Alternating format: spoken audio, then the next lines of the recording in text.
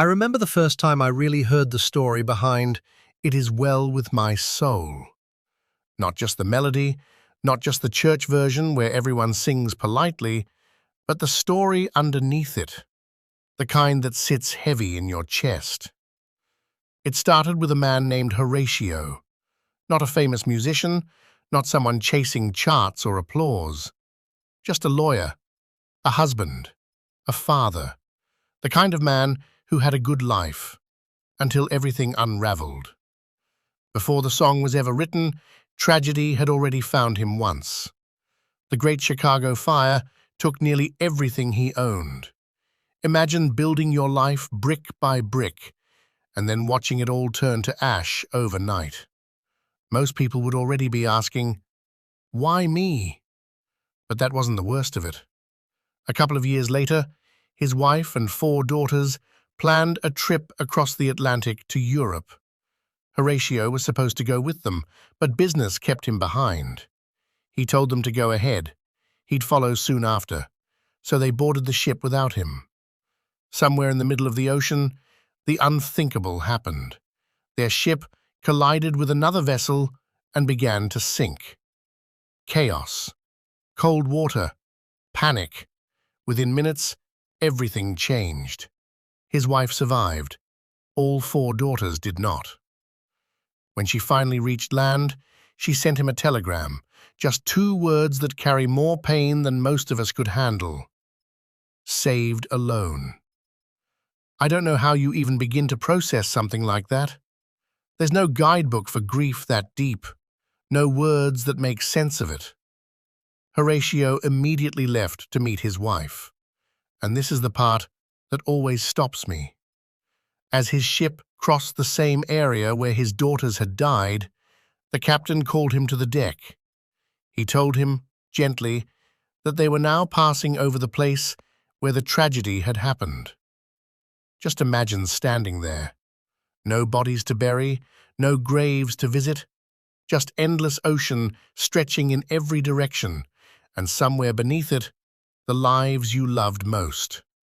That's where it happened. That's where the song was born.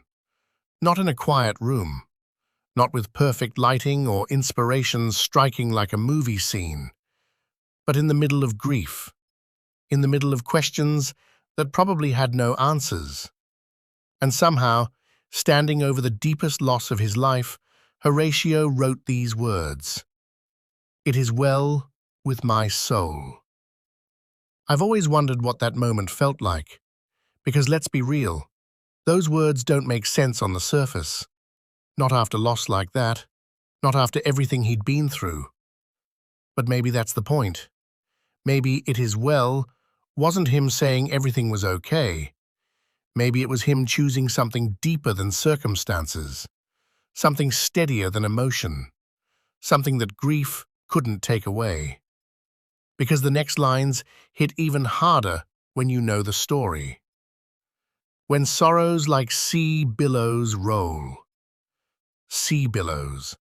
He literally watched the sea take his children. This wasn't poetic imagination. This was real, personal, raw. And yet somehow, the chorus comes back again. It is well with my soul. Not with his situation, not with his loss, but with his soul. That distinction matters more than we realize. I think about that a lot, especially in a world where we're taught that peace comes from everything going right, from success, stability, control. But his story flips that completely. Because nothing about his life was right in that moment.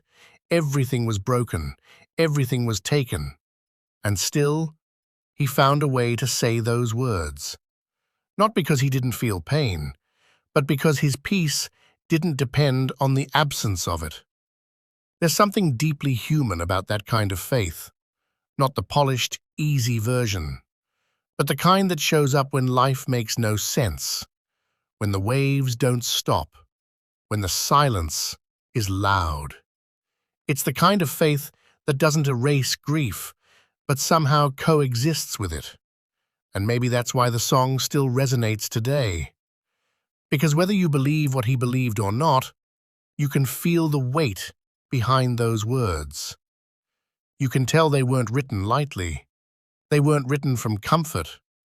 They were written from the middle of the storm. And maybe that's what makes them powerful. Not that everything was well, but that somehow, even then, something deeper still was. I don't know what you're carrying right now. Maybe nothing like that story, or maybe something closer than you'd like to admit. But every time I hear that song now, I don't just hear music.